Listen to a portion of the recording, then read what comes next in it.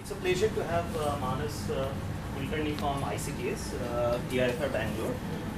So Manas is a faculty there since 2016, and prior to that, he was an assistant professor in City University of New York for I think about 2 years. So Manas did his PhD from Stony Brook, and after that he did 2 postdocs. One in Toronto, where we overlapped for a while, and then in Princeton. And since 2016, he has been an ICTS. And Manas' area of research actually expands in various, he covers a broad domain, but particularly, broadly speaking, he works in condensed matter and statistical physics. In particular, open quantum systems, non-Hermitian physics, quantum transport in low-dimensional systems, hybrid quantum devices, hybrid quantum systems. It's quite a broad area he covers in his research. His publication record, if you see, is very impressive. He has been already received as a young faculty. He has received many awards, and particularly I would like to emphasize. He was featured recently in 75 under 50 today's scientists shaping India, which was published by DST, Government of India. And I guess so. This was particularly, the number 75 refers to is actually 75 years of independence in India, and people who are under 50 who are presently like really doing remarkable scientific work. He's also an associate member of Indian Academy of Sciences. He's a Ramanujan fellow. You could already see also he's getting grants from various sources. So with that, I think let's not delay further, and let's welcome Manas. And today he's going to talk about this very exciting topic, which is about spectral properties of non-Hermitian systems. So over to you. Thank you, Vijay, and good evening, everyone. Thanks a lot for this invitation. It is really nice to be in IISER Pune, and I've been having a great time.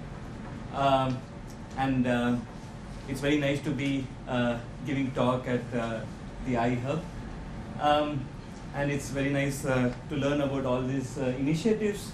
And today I'm going to speak about spectral properties of non-Hermitian systems. So just before I get into the topic, I just wanted to show a few other things that we have been doing, and then I will go to the topic of non-Hermitian systems.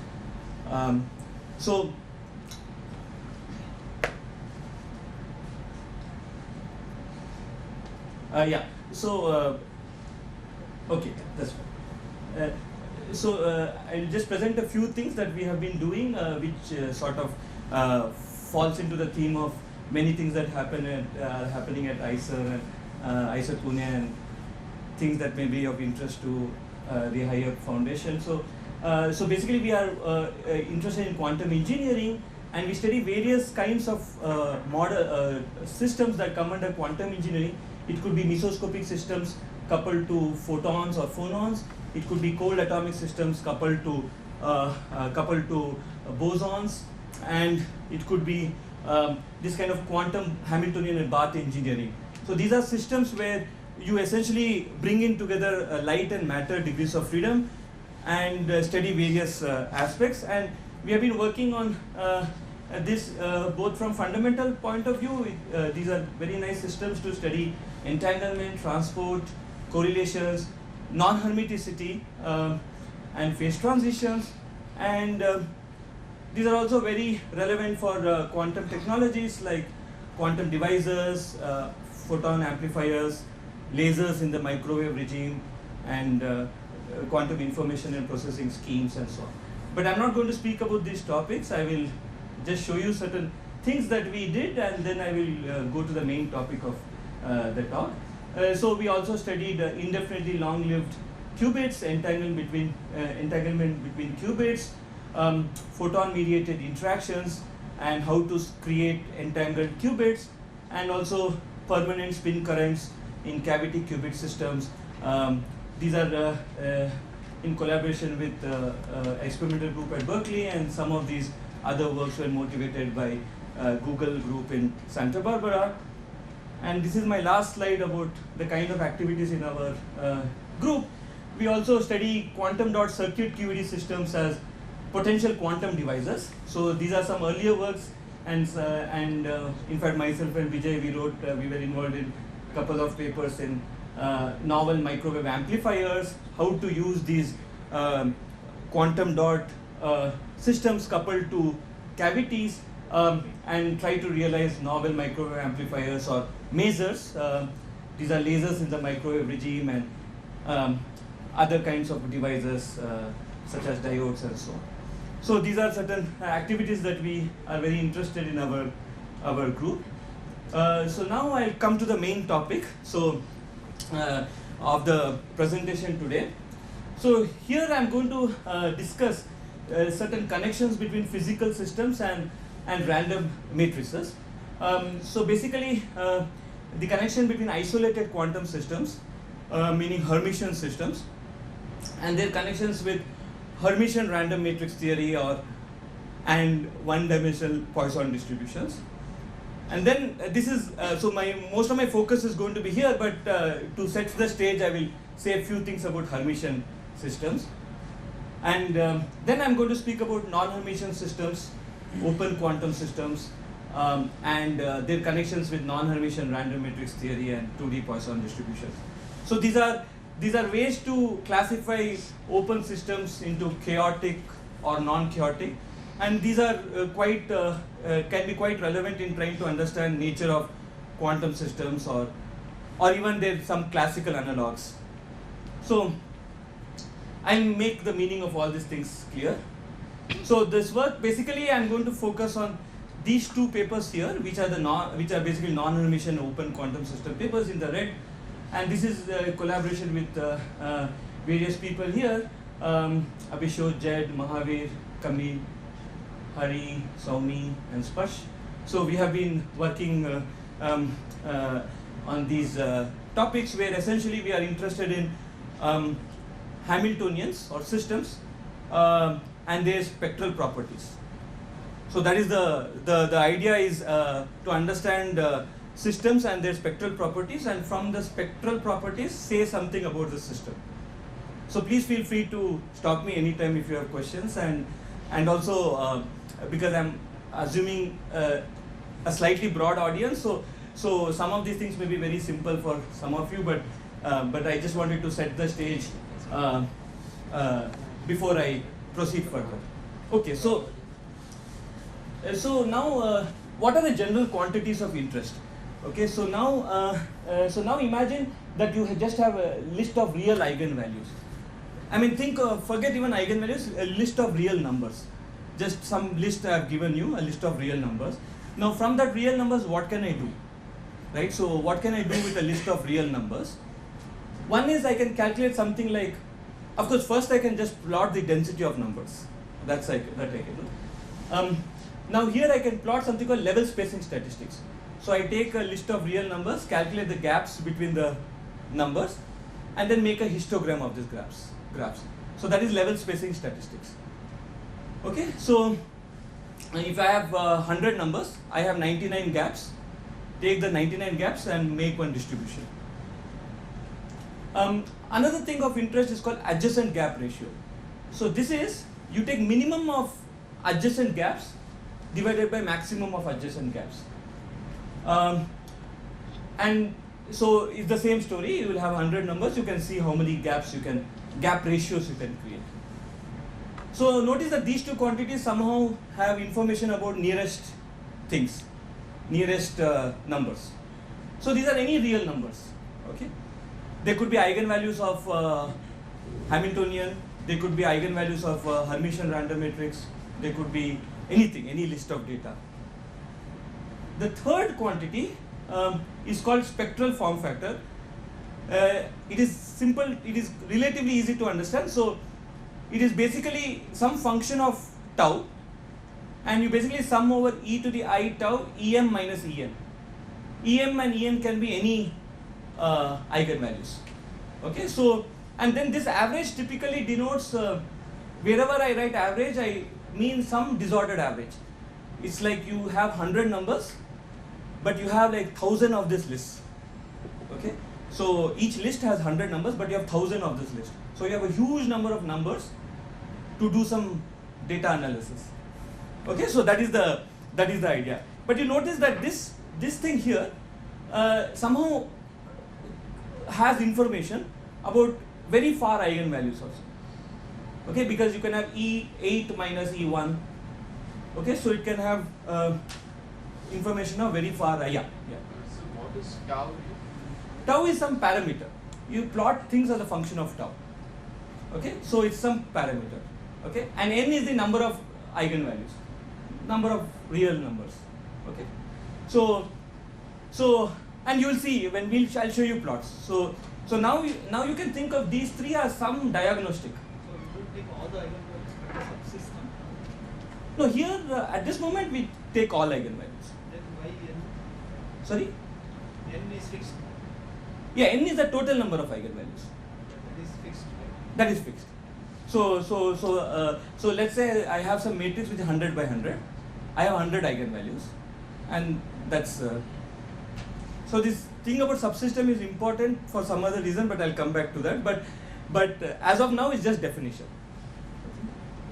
So these three are I hope the definition of these three are clear. Second one is not clear. What do you seems like the same I and I plus 1. Yeah. So this is gap. This is I plus 1 minus I is gap. Yeah. So it takes a minimum of adjacent gaps and divides by maximum of adjacent gaps. Okay. You mean in the gap, whichever is the maximum, I take that, and whichever. Yeah. So let's say you have say delta 7 is E8 minus E7. Okay. Delta 8 is E9 minus E8. Okay. E8. Now this number, this R, so let's call it R8 is nothing but minimum of delta 7 comma delta 8 divided by maximum of delta 7 comma. Oh, delta is delta is the. Yeah. So I mean we will see. I mean why these are useful and so on. But so this is it. Now let me ask the same question for complex numbers. So imagine now you have I talked about real numbers. Now I am talking about complex numbers in the in the complex space. So now let us imagine that you have complex eigenvalues. So you have some complex plane and you have some bunch of eigenvalues. Okay. So these are numbers in two-dimensional space. Okay. So now how do you define level spacing statistics? What is on a real line? It is clear. You just do E8 minus E7. But on the complex plane, you basically calculate minimum distance of an eigen energy E on the complex plane. So if this is a say seventh eigen value, I will see the nearest thing and I will note down the number. Okay. For this, nearest is this. For this, I guess nearest is this.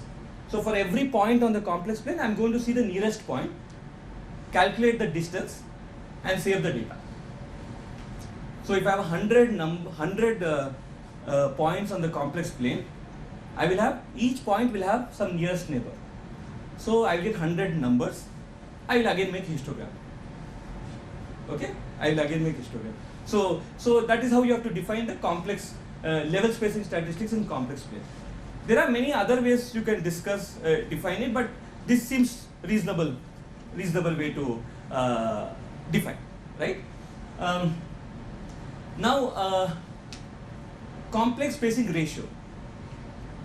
So here what they do is that they take one value here and they calculate the distance between nearest neighbor and next nearest neighbor and say ENN minus EK by ENNN minus EK. Okay, so I hope this is clear. So this EKNN is this minus this divided by this minus this. So this is a complex number, right? Numerator is complex, denominator is also complex. So this zk is complex. Yeah. What happens when you have multiple points at same distances? Yeah, so good question. So usually it's very unlikely, right? Usually if you have some random matrix or some non-Hermitian Hamiltonian, it's very unlikely. So these are very unlikely things that will happen. So if you have multiple points, then basically you'll just see if seventh point, if ninth point is close to seventh point and 15th point is also close to seventh point, exactly same, you will just note down that number. Okay. So this is zk, and this is, let's think of this as some r e to the I theta. Okay. So this is complex spacing ratio. Okay. So I will. There is no degeneration. Yeah. So this is assuming that there is no degeneracy. That's what. So the point is that if there is a degeneracy, then essentially it will be zero, the distance. If Denominator becomes. right, denominator becomes so these are very rare. These are very unlikely scenarios. Yeah, these are very unlikely scenarios. But say unless even if 2 points are on top of each other, then the numerator will become zero.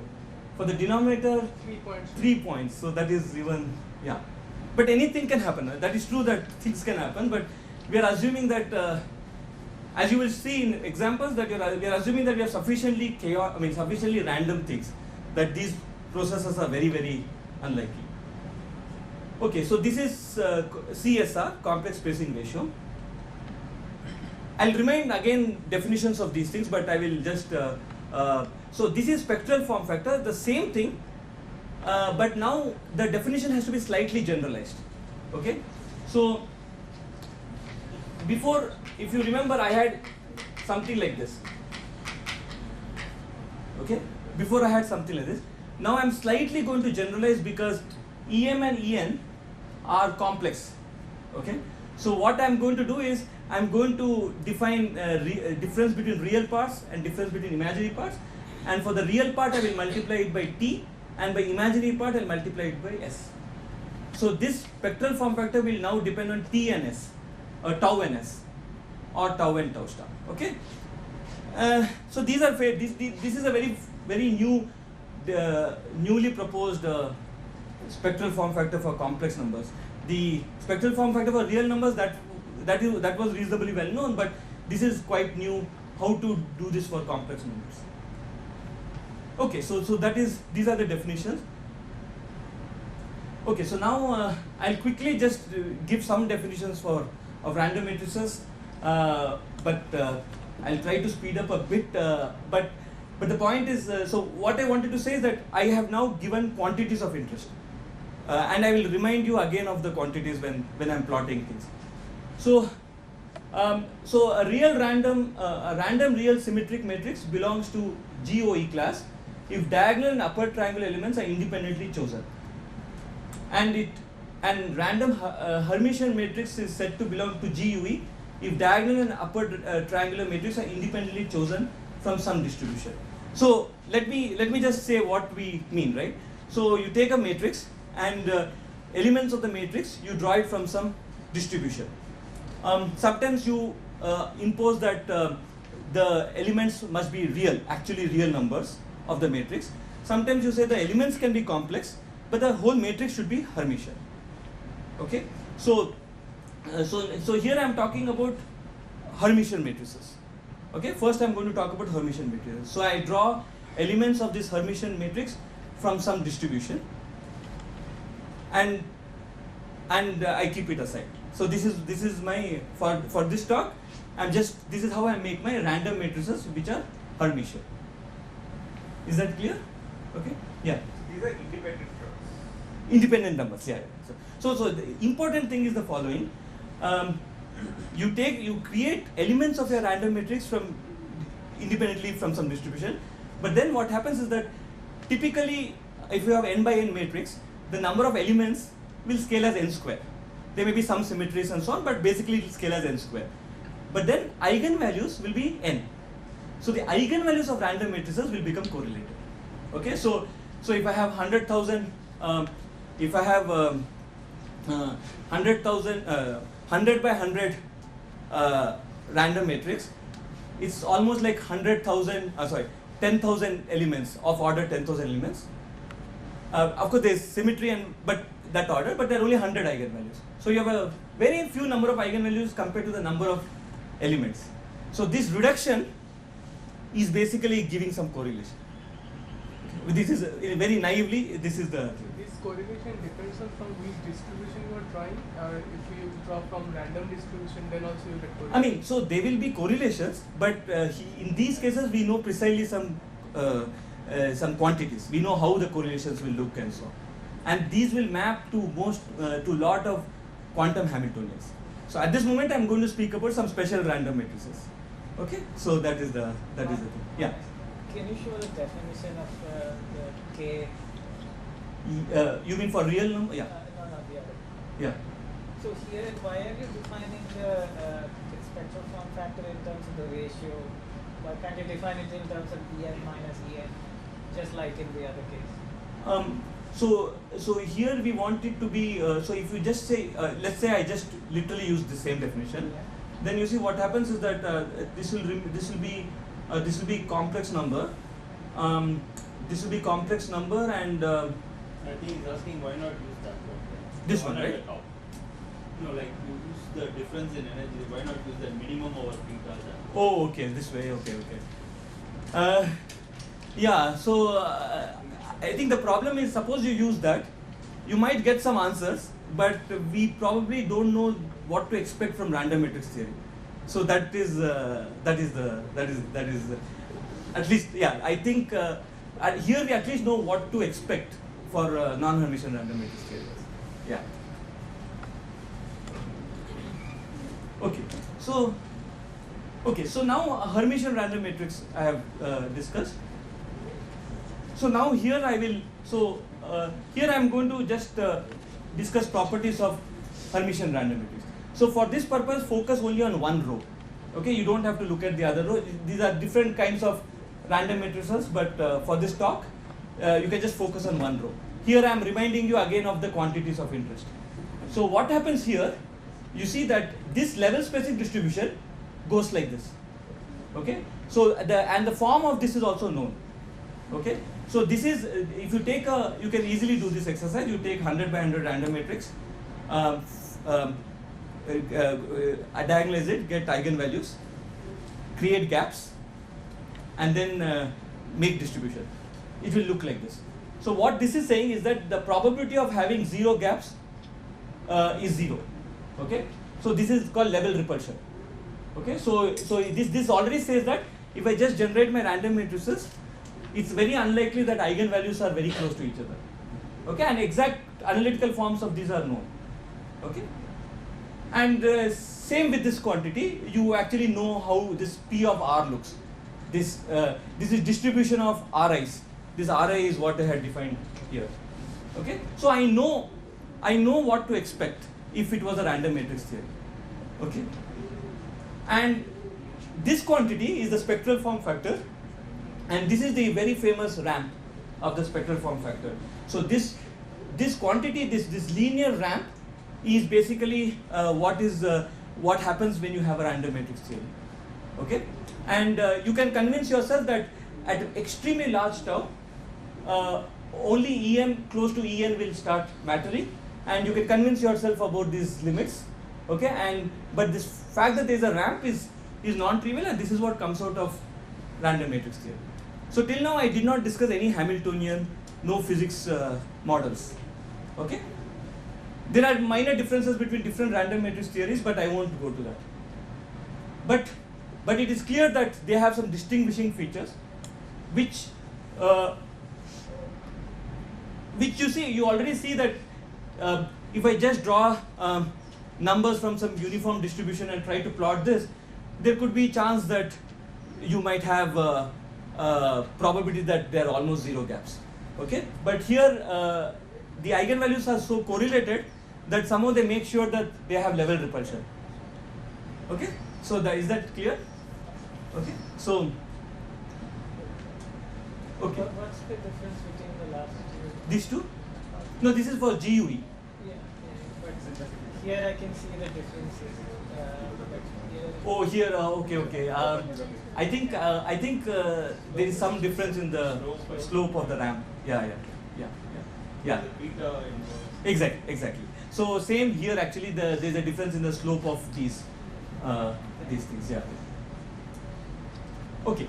So now I gave some idea of the Hermitian random matrix, and I basically you can try to remember these pictures and the quantities of interest. Now I'll do the same for non-Hermitian random matrix.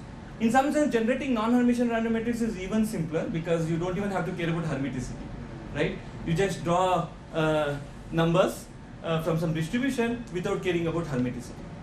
Okay, and there are some differences. You can have a non-Hermitian matrix where all the elements are complex, but you can have a non-Hermitian matrix where all the elements are real, right? Elements of the matrix can still be real, but the matrix can be non-Hermitian. So these are some different gin UE and gin OE. These are called Juniper ensembles. Okay, but these are matrices which are non-Hermitian. Okay, so now once you create this non-Hermitian matrix, eigenvalues are complex. Okay, eigenvalues are complex.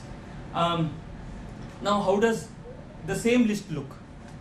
So let me make the same list here, and I just plot it. Okay. So again, look at only one row. Okay, you can see that indeed there is a pretty strong level repulsion here. In fact, this level repulsion goes as S cube. Okay, so even in complex plane, the eigenvalues want to repel each other. Okay, so this is how they are correlated. Okay, in some sense they are very correlated. Although your Juniper entries are just independently drawn from some distribution, eigenvalues get correlated. And this quantity here, which I showed in a Hermitian case, becomes slightly more complicated, but then you can make some plots of this distribution, and it has some nice asymmetric kind of shape. Okay. Is it some kind of Gaussian type of Sorry. So these distributions. No. It's quite complicated. In fact, the smallest behavior is S cube, and then it's complicated, and yeah. So it's not Gaussian. So yeah, this is important point because if you fit things to Gaussian, sometimes they will fit here, but actually the important details are here. Okay, so and this is the spectral form factor, and there also you see a ramp. Okay, so you don't have to worry about these details. You see, because I defined T and S. If you remember, I defined T and S for spectral form factor for complex case. Basically, you can choose any angle and define spectral form factor, because the angle also becomes important. And in many realistic models, the eigenvalues need not be isotropic, right? Actually, it turns out interestingly in these random matrix ensembles, if you actually see the eigenvalues, they look like very nice disks. I'll show you pictures of that. Okay, but the point is that just by looking at eigenvalues, you cannot say much. I can show you examples where eigenvalues, if you look at eigenvalues, they will all look same. But the interesting thing is in these correlations, okay, how the gaps are distributed and so on. Okay, so I will show you some example of completely uncorrelated numbers. Yeah. So in this case, the ramp is not quite same. Yes. And not even like, it does not look like ramp in the blue case, like. Blue case, it doesn't look like ramp. I mean, there are some very special points which are little difficult, like theta equal to pi by 2 and things like that. But more or less, we call this non-linear ramp. It's not a linear ramp. In the Hermitian case, it's actually T. Actually, it's a linear ramp, and the slope depends on which kind of random matrix theory. But here, it's a non-linear ramp. Okay, but yeah. No, but there are so many wiggles as well. Like it's Yes. not, Okay, so these are actual. So the actual analytical forms are smooth, but these are literally taking I think 10,000 by 10,000 matrices and making. So in the large N limit, they'll probably become smoother. So there are many ways to make it smooth. One is you choose a large matrix, 10,000 by 10,000. Another is you can choose 1,000 by 1,000 matrix, but choose like hundreds of them. All you need is data, right, to analyze and make histogram and so on. So more the data, the better. Okay, so now there are some conjectures which are interesting, but I will just state them. But I may not. I just want to say that there are some things which actually motivate these studies. But let me just say that there is a Berry-Tabor conjecture which says typical quantum Hamiltonians with integrable classical limit have level spacing distributed according to Poisson distribution. Okay, so this is just a statement that if you have some classical integrable model, but you quantize it and calculate the level spacing distribution, that will actually be like Poisson. So in Poisson distribution, the level spacing distribution goes as e to the minus s. Okay, so I did not have this plot because okay, so it is P of s, that same P of s would just be like this. Okay, so there's a drastic difference between integrable models and non-integrable models, because as I showed, I'm not spoken about non-integrable models, but Poisson numbers will look like this, random matrix will look like this.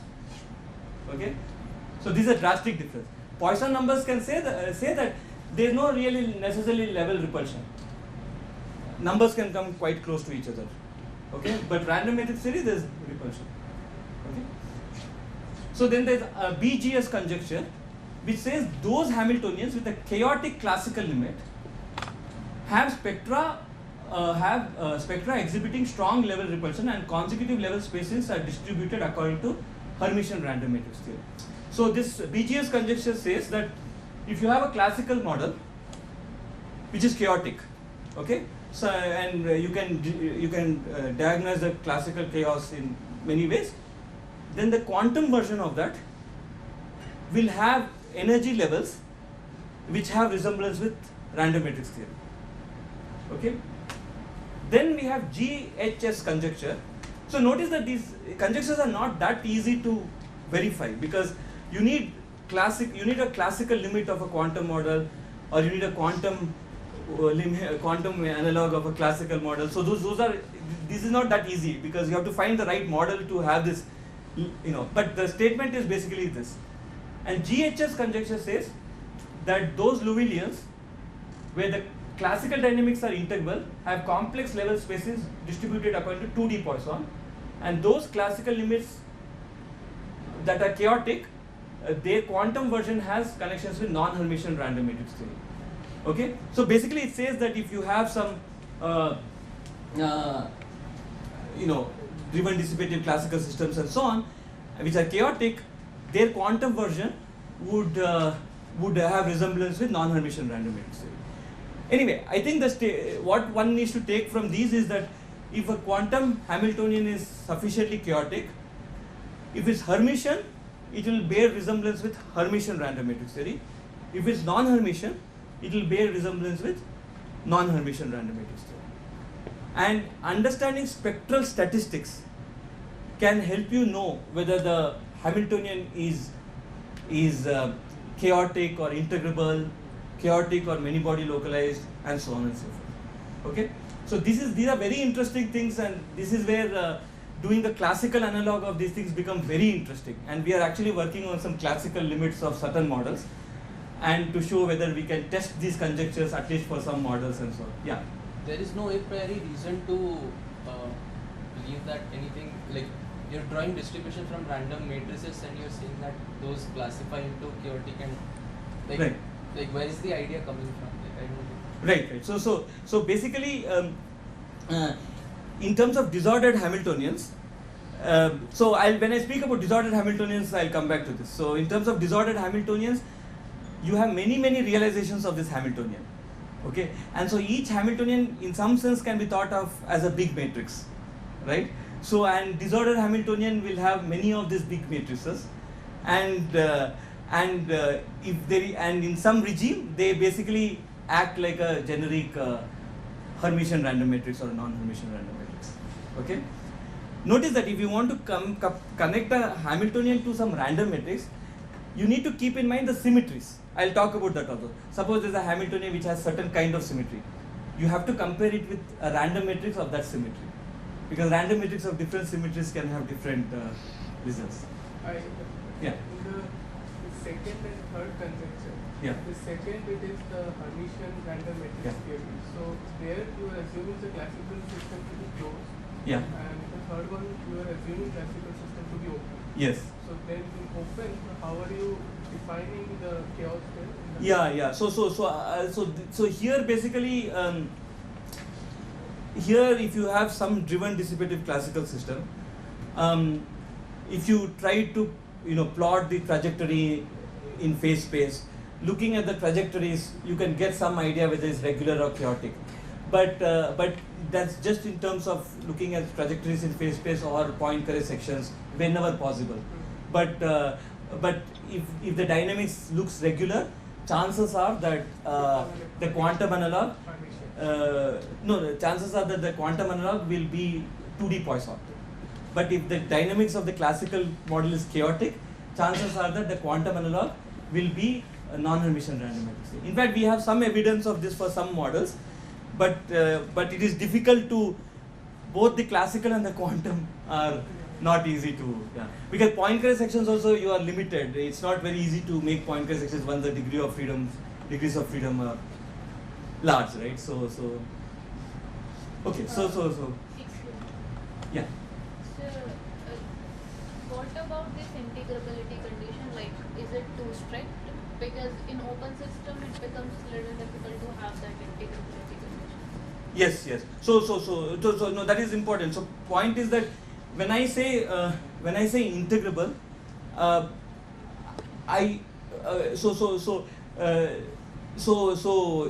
guess your question is how do you define integrability? When you have closed system, you can use the usual notions of commuting operators and so on. But here when we say integrable, there are some open systems which are exactly solvable. Okay, for some reason you can solve them exactly and they have some integrable structures. But here, whenever the underlying spectrum is Poisson, we just call it integrable. Okay, so here you can almost think of it as a definition. Okay. Yeah, but Or you- you first define the integrability and then the Poissonian Sorry? distribution. Or why? So you first define the integrability of the model and then Poissonian distribution, or first Poissonian distribution and then we say it's integrable. So for Hermitian case, when we have an integral model, we have some diagnostics of integrability, like it will have commuting, it will have integrals of motion and so on. If you take some isolated integral model like an integral spin chain and calculates its level specific statistics, it will be 1D Poisson. Okay, one-dimensional Poisson. So that usually works. Now for non-Hermitian case, we sort of do the opposite. We basically see the spectrum, and if it looks like 2D Poisson, then we say that this is basically the integrable model. Okay, but this is how it is. So sometimes you can have open systems which are exactly solvable, but still you can which will have Poisson, the 2D Poisson distribution. Okay, yeah. Oh, okay. So let me accelerate and then I will slow down. Okay. So let me actually, since we spoke about Hermitian systems quite a lot, since we spoke about the background, I will skip the I'll skip the Hermitian parts and go directly to non-Hermitian. Okay. I just wanted to discuss Hermitians just so that the definitions are clear, but I'll just show one plot. You don't have to worry about any details. But if you have, for example, okay, so this is what would happen if you have Poisson levels and so on. I'll skip these details. If you don't have random matrix theory, but just have Poisson distribution, your spectral form factor will have some different shape. It will not have a ramp. Okay, it will not have a ramp, and we computed the shape it will have. Okay, so if it is not RMT, the spectral form factor will not have a ramp. It will look extremely different. Okay, but typically what happens? This is a disordered spin chain. This is a quantum spin chain which quench disorder. Okay, this is a disordered spin chain. It's a Hamiltonian with disorder, and this is what happens. If you have weak enough disorder, then the spectral form factor will be closer to this ramp, and if it is strong enough disorder, it will be closer to the Poisson limit. Okay, so this is just So if I take a quantum spin chain with disorder and go from weak to strong disorder, just by looking at spectral form factor and average R is average of this quantity here. Okay, so it's known that average R is 0.53 if it's a random matrix theory, and it is 0.39 if it's Poisson. So it turns out that the eigenvalues of your actual Hamiltonian also exactly show these features. Okay, so this is what you can see, and you can actually get some universal forms. Okay, so now let me go to non-Hermitian systems. So I'll speak about 3 non-Hermitian systems. So here in this part, I will just make it non-Hermitian. Okay, I will not ask where is this non-Hermiticity coming from. I will just make sure that H is not H dagger. Okay, so model 1, I will make it non-Hermitian by having e to the g and e to the minus g. Note that if g is purely imagining, it will be Hermitian, because it will be e to the I theta, e to the minus I theta. But if g is real, then you break non-Hermiticity. Okay, so is this clear? Okay, so if g is complex also, you will break non-Hermiticity. If g is purely imaginary, you won't break non-Hermiticity. Model 2 is on-site non-Hermiticity. So this part, every alternate site, I have plus I gamma minus I gamma. Okay, so just imagine that I have some on-site frequency and I make it omega naught plus I kappa, I gamma, omega naught I minus I gamma, plus I gamma minus I gamma. I'm just breaking it, okay, without bothering how I got it. Okay, and model 3 is the same thing as model 2 but with long range interaction. Okay, so I hope it is clear that these are non-Hermitian Hamiltonians. H is not H dagger. Yes. So this is very important. So no, basically, okay, to actual realistic systems. Yeah. So actual realistic systems, I mean, both model 1 and model 2, one can sort of get, yeah, it is reasonably feasible. Model 3, one can get these kind of connected networks, but this is not very easy yet. So that is one question. Next, the question is which one has which random matrix connection? That is another question, right? So okay. So this is how I would describe the model 1, for example. The hopping is different. That's why there are different colors here. Hopping from here to here is different from hopping from here to here. Okay. So now I'll just show model. I have 10 minutes or 50 minutes. Okay. So now let me show model 1. So model 1 is hopping non-Hermiticity, and disorder is in HI. Okay, HI is just some random number between minus H and H. Okay, so if H is 1.5, every time I will draw some random number between minus H and H, and I will make this Hamiltonian, and I will make say thousands of these Hamiltonians, and I will average over everything. Okay, so that is how I deal with disordered systems. Okay, so you see now what happens is that okay, these are some details, but let me show you some nice pictures. When H is small, okay, so what does H equal to 2 mean? So H equal to 2 means that this HI is drawn from some uniform distribution between minus 2 and 2. Okay, and then if I diagonalize this problem at half filling, okay, at some filling, it doesn't matter because the total number is still conserved here. You can actually do exact diagonalization and calculate these eigenvalues and take these eigenvalues and do your and see them. And this is how it will look. These are just literally how the eigenvalues look. Eigenvalues, this is how eigenvalues look for H equal to 2, and when H equal to 10, somehow all eigenvalues become real. Okay, so that is something special about this model. So it undergoes a complex real phase transition. So for some reason, for high disorder, what happens is that all the eigenvalues become real. Now that need not be the case. The eigenvalues can still remain complex, like for model 2 they remain complex. Then the question is, as I was saying, just by looking at the eigenvalues you cannot say much. Okay? Does it Yeah. exactly become real, or is it just? There are some outliers, but basically they are measure 0. Yeah. Might even so I think the first term might become irrelevant but that's not the solution. Right. No. I mean, no. Because that would be that would be if H is extremely large. Here what happens is that I guess H is just not, I mean if H is extremely large then it becomes trivially like that, but this is actual complex real phase transition. Yeah. Does it have a little bit of G? Yeah, this is for some G. If you change G a bit, maybe some where it happens will change. Real or imaginary? No. Purely imaginary, then this becomes Hermitian Hamiltonian. No, if it is purely imaginary, then all the eigenvalues are exactly real. Right. So, Or any other G? yeah. Okay, so and this is for model 2. I'm just showing you some, pictures of eigenvalues. Okay, see for model 2, h equal to 2 looks like this, h equal to 10 looks like this. So there's no pattern here. You see, it's still there's some complex distribution. Here also there's some complex distribution. So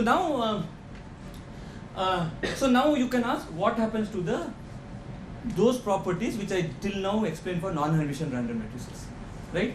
If I take all these eigenvalues and do all my analysis, will they match some Ginniber random matrix class and so on and so forth?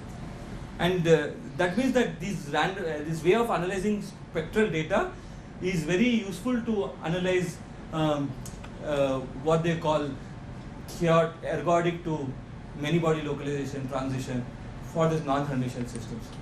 Okay. For the Hermitian, these are the other diagnostics were already well studied. Okay. So now before showing what happens for eigenvalues of Hamiltonians, let me just go back and show random matrices again. I should have had this plot before, but let's see. So this is Ginniber random matrix, Gin UE, Gin OE.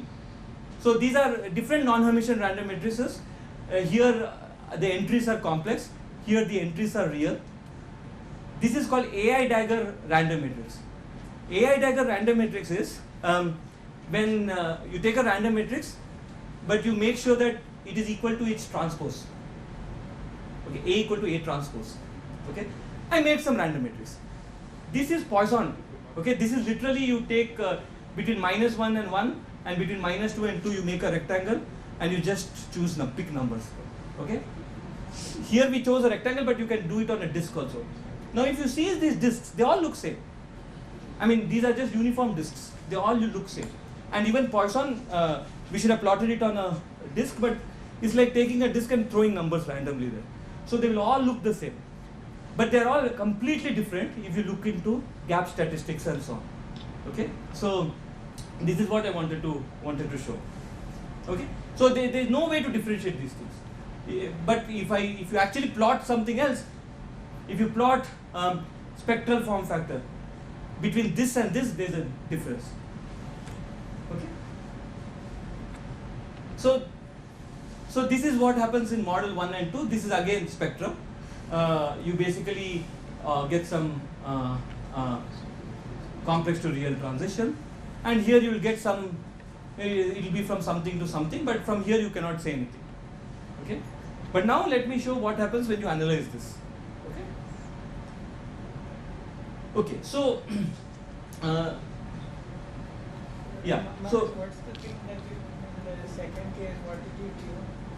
here, Yeah. this is H again. This H goes here. This H goes here. Okay. This H actually is the same. HI NI. So HI AI dagger AI. Okay. The disorder is same on-site disorder. The location of the non-hermiticity here is in hopping. And what's the value of gamma? Is the thing that tunes the amount of non-Hermian? Yeah. This gamma, I don't remember, but it's some order one. Yeah. So that is a. How fast is the commission? For example, take H equal to 30. Huh. Will it be again close to that? Yeah, I'll show you some plots for that. So if I plot versus H, it is not very easy to see where the actual transition happens. But you mean what happens in H equal to 13? Will it be like this? Is it like simply the first term in this Hamiltonian is just negligible? No, see, because here I don't remember where it happens, the transition. I'll show you some plots, but these H's are still order 1, maybe 5, 7, like that. It's not that H is huge and you can ignore this term. No. Because that, in that limit what happens, then only this will be the Hamiltonian. Then it is like literally localized in the sense that it is first, yeah, no, this is still non-Hermitian here. But yeah, here it becomes Hermitian. But it becomes Hermitian, but everything is cut. It's just independent sites now. Because you ignore the hopping, then it's all this thing. Okay,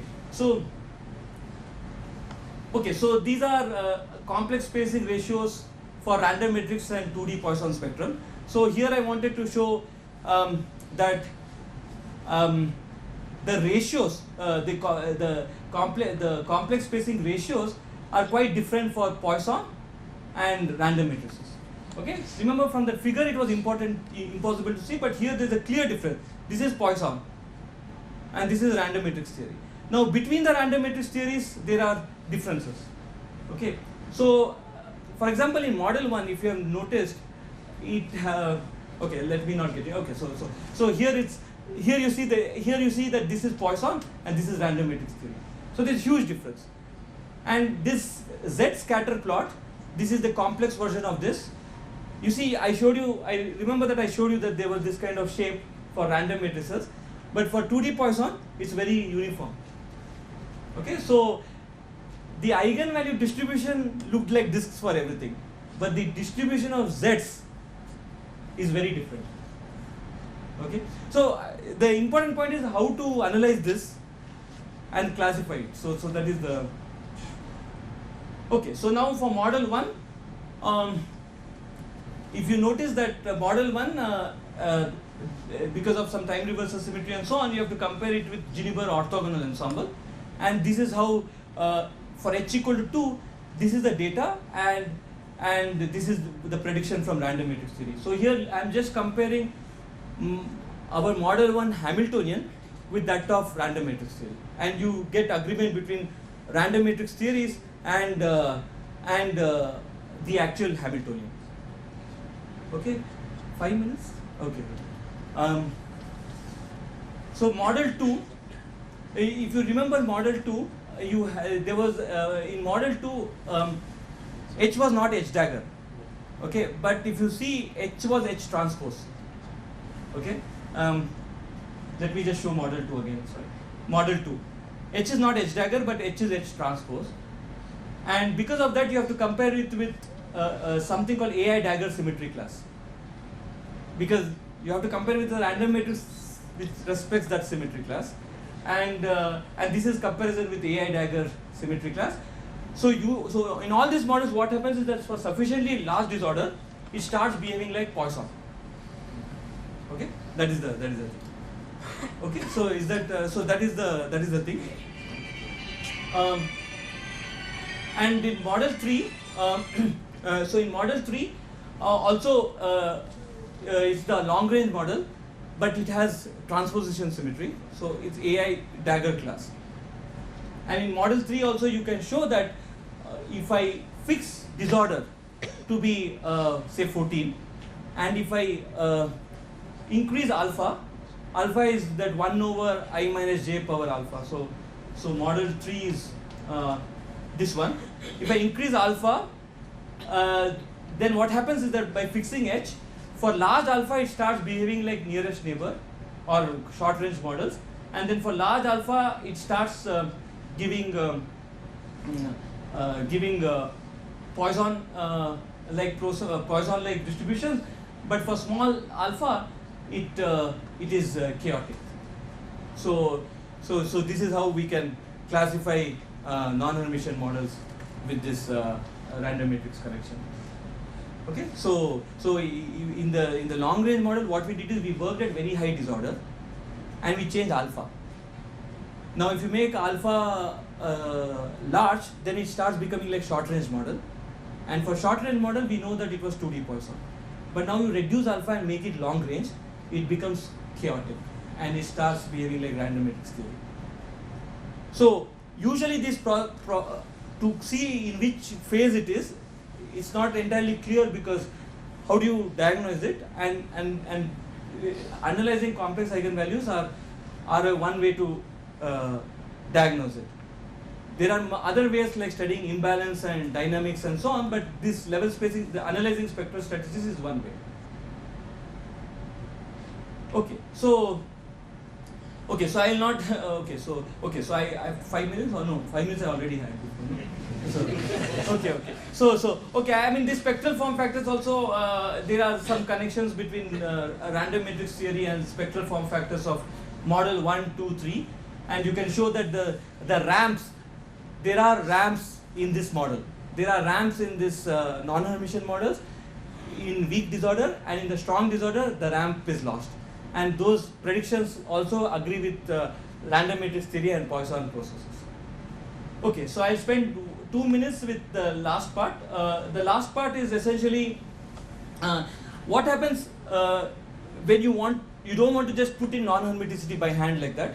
Although many of the non-Hermitian systems that I showed before, you can argue it by coupling a system to a bath and doing some approximations and getting effective non-Hermitian systems.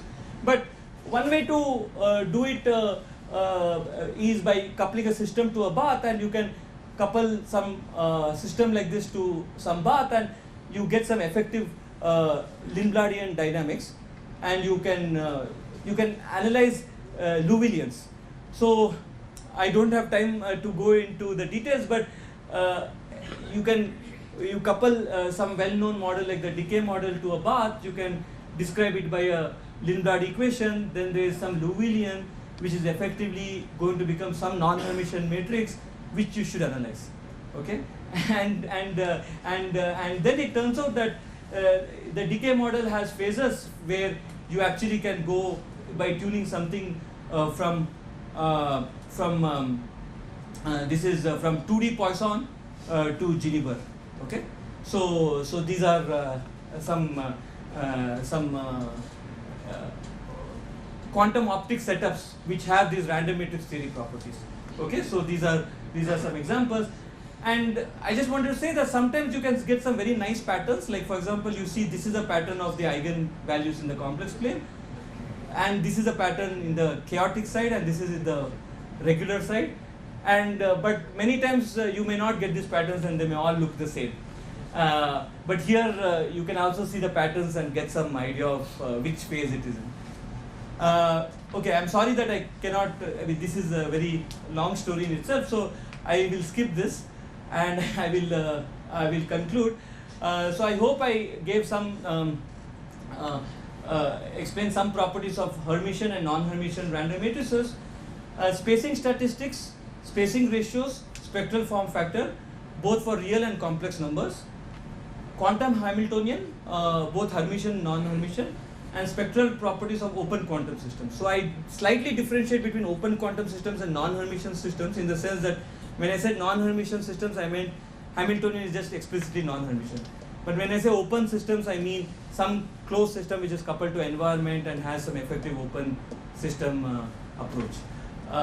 But they have very similar properties, and then I studied regular versus chaotic behavior, and we are very interested in studying some classical analogs. The last model which I explained, the decay model, has very well-defined classical limits, and we wanted to test some of these conjectures and so on. Not in that model, but some related models, and basically to study diagnostics of regular and chaotic behavior, both in quantum and classical systems, and there are other setups like quasi-periodic and flow-case systems. But yeah, so thanks.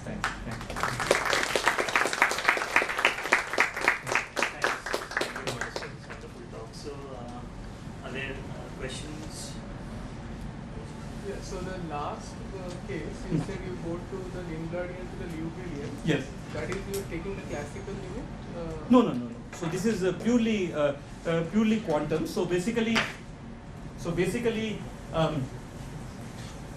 the open decay model. So this Hamiltonian, some Hamiltonian coupled to a bar. So you can effectively write the whole evolution like this, where rho is the density matrix of your system. So all we are trying to do is we are going to analyze spectrum of this Liouvillean. So this is all quantum. Classical is this model has a very nice classical limit, in the sense that you can go to some largest limit, or you can do something called Holstein-Primakov transformation and write it as very non-trivial coupled oscillators, highly non-linear coupled oscillators and so on, and that classical limit is expected to have all this chaotic behavior. So, yeah. Yeah, so in the Lindbladian to non-Hermitian Hamiltonian transition, people generally neglect those jump terms, and that's Absolutely. how. Absolutely. What is the justification behind this? Okay, so that is so thing is it's not. Because this term preserve the trace also. Yes, if yes. you So neglect the that, point is, if you do this Lindbladian, then trace is preserved and everything is in place. But if you directly remove the jump operators, you violate trace preservation. But then you put it by hand to sort of restore it. But the point is that it's not a very systematic process. Yeah, exactly. If you totally ignore the jump operators, you can bring that. So strictly speaking, it is something like this: IH rho plus some L operator acting on rho, right? And if you remove the jump operators, you can put the rest of the pieces into this and write some H non-Hermitian, right? Yeah.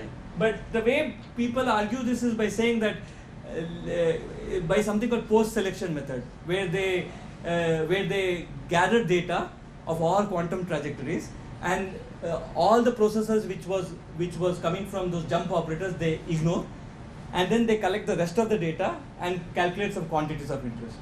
And so then if I neglect those terms, so the dynamics will be like different, right? yeah, so it will be dynamics of the as if you had a pure non-Hermitian Hamiltonian. So question is whether physically it will mean anything is different, is a different question, but it will not be dynamics of the actual Lindbladian. Okay. So, but there are ways to argue that it's okay to study non-Hermitian Hamiltonians by themselves if you are, yeah. So But it's not like it's not like the system coupled to Bath. not, no, if you Just start with a non-Hermitian system coupled to Hamiltonian. Bath, then ignore jump operators, you can restructure the thing, yeah. Is there any physical meaning to the spectrum of the Lindbladian, Lewisian? Yeah. I mean, though Right, at the bottom near zero, I can understand, but away from zero, what does it mean? Right. So of course, one thing is that, for example, if there is a zero eigenvalue, But away from zero, does it have a meaning? well, it basically will encode information of quantum dynamics. Yeah.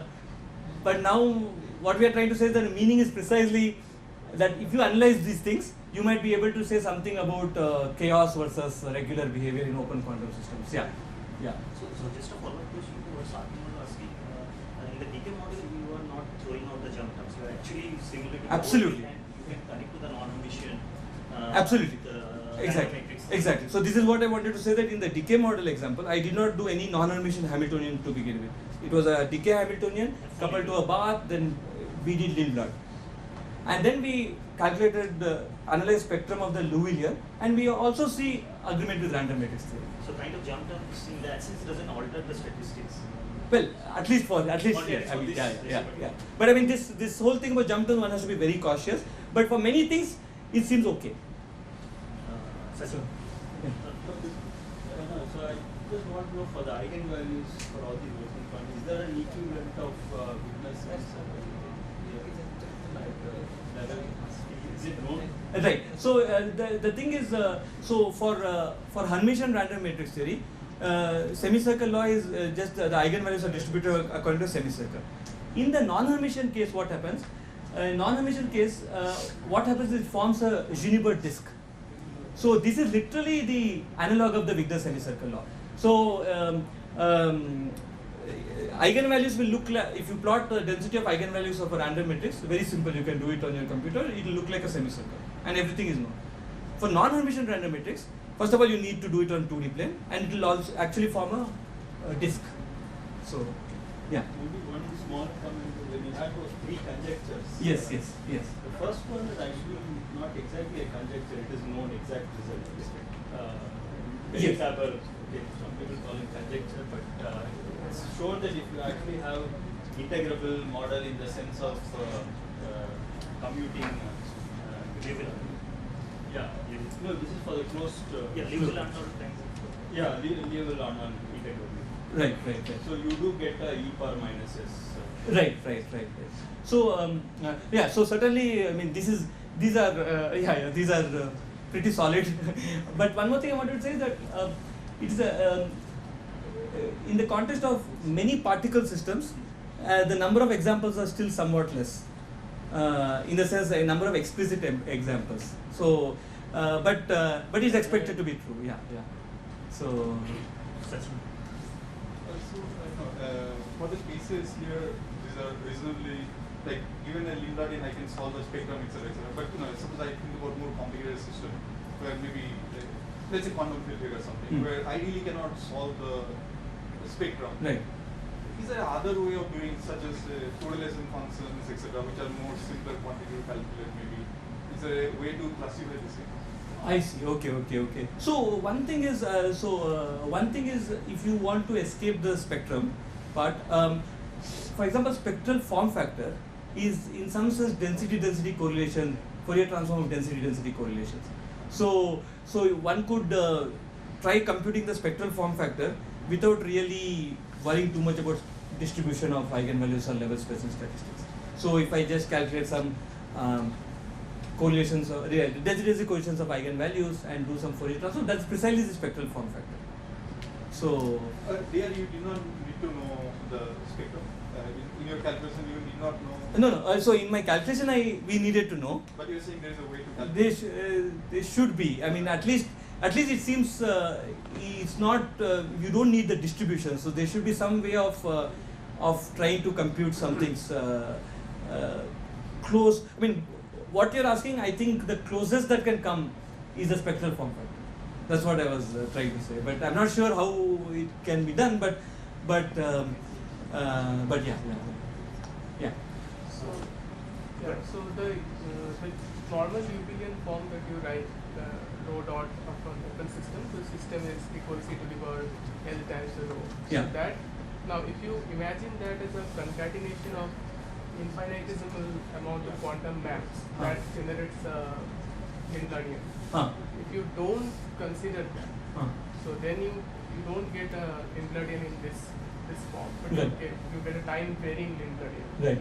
That Liouvillean statistics, and when you get time varying Lindlardian or you get time independent Lindlardian, can be distinguished by studying the spectral density of the Liouvillean. Yeah, this I am not. This could be. Yeah, this is interesting. What you are saying is that whether that is Markovian or non-Markovian? No, it's still Markovian. Right. It's Markovian because you have a quantum map, but that Right. is not infinitely divisible. Right. Question is So each of them. Yeah, so the Lindlardian is varying with time. Right. So you do not get to that. You just study the statistics of the Liouvillean. Yeah. And can you distinguish between these two? Right. So not sure. Yeah. In fact, even the Hermitian analog, I have to think. But yeah, I'm basically not. So you're asking every time snapshot I look at what is happening with the Yeah, so the generator is changing, but with it's time. still quantum map. I see. Right. Yeah. In models 1 and 2, Sorry? in models 1 and 2, Yeah. the example that you gave, I think it's a disorder. The spectrum was Poissonian, right? Was distributed according to a Poisson distribution. No, in model 1 and 2, for weak for weak disorder, they are random matrix theory. For strong disorder, this is one point I should have clarified. For strong disorder, model 2 actually collapsed to the real line, right? So basically, we compared it with 1D Poisson. I see. But for model 1 collapsed. Model 2, nothing special happened. It was remaining complex, but it actually mapped to 2D Poisson distribution. So is it acting somehow like an integrable system? Yeah, so what they say is that what you can say that these models, these non-Hermitian models of high disorder, are basically many body localized. So, but yeah, this is some sort of integrable. Shiva. So in the first model, you mentioned that the complex eigenvalues sort of collapse to real eigenvalues in high disorder.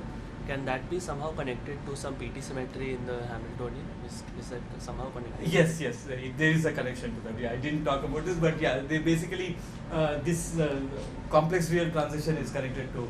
So there is a particular H value at which all the eigenvalues become real. Yeah. Go ahead. So, when you talk about many body localization, for that you only need disorder. You necessarily need not have non-hermiticity. Absolutely. So that's why I mean actually all these things were done in the context of Hermitian models first, of course. There if you have a Hermitian model with disorder, you will get 1D Poisson at high disorder, and that is what they call MBL phase. Yeah, many body localized phase. So it has nothing to do with hermiticity versus non-hermiticity.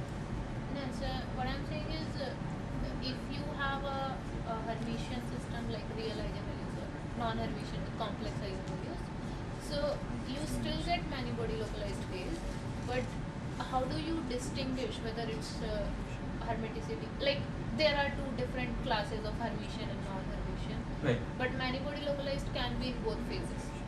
Right. So how do you do it from Poissonian distribution or random matrix theory? So for example, model 2. In model 2, there is a Hermitian analog. Put gamma equal to 0. Then what will happen is that at high disorder, you will get 1D Poisson. Right. Okay. But now if you add gamma, you will get 2D Poisson. Right. And 1D Poisson and 2D Poisson are different. The distribution, the form of the distribution. So you can distinguish between 1D Poisson and 2D Poisson. Now what would be difficult to distinguish is if coincidentally some non-Hermitian model starts getting real eigenvalues at high disorder. Then it becomes difficult to distinguish. But if the eigenvalues, being in a many body localized phase, you don't need to have real eigenvalues. You can still have complex eigenvalues. If it's complex eigenvalues, you should compare it with 2D Poisson distribution. That's okay. I'm just saying, is this a indicator for many body localization, like 1D Poissonian distribution or 2D Poissonian? Yes.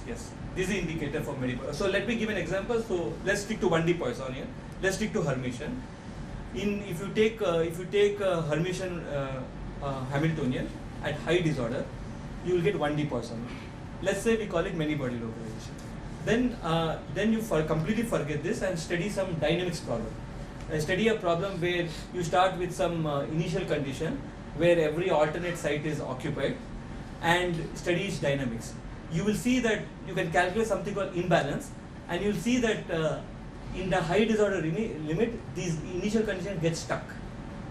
Okay, so and these are all connected, and there are many other diagnostics. This is not just one of the diagnostics. This is just one example. There are many other diagnostics to make the chart of many body localization versus ergodic phase. Yeah.